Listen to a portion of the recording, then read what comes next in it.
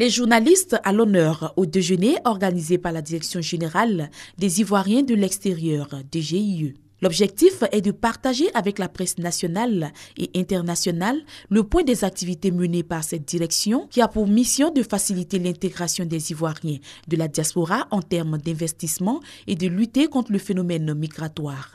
Au nombre des acquis, on peut citer entre autres des campagnes de sensibilisation dans plus de 15 régions de la Côte d'Ivoire, des centaines de conférences internationales sur la question migratoire. Ce bilan, ces chiffres à 1279 Ivoiriens revenus en toute sécurité en Côte d'Ivoire, et ces chiffres à la deuxième édition du Forum de la diaspora, ces chiffres à 2 conférences débats pour faire le bilan des activités de la direction générale.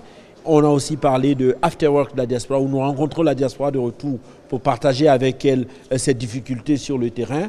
C'est aussi toutes ces rencontres régulières, ces conférences internationales sur les questions de la migration pour mieux intégrer les Ivoiriens de l'extérieur dans le développement de la Côte d'Ivoire et mieux traiter la question de la migration de sorte que la migration soit positive et bénéfique à tous. En termes de perspective, la Direction générale des Ivoiriens de l'extérieur entend continuer la sensibilisation par la mise en œuvre d'un programme en langue, la validation du plan retour volontaire et le retour au pays des personnes en situation d'extrême détresse.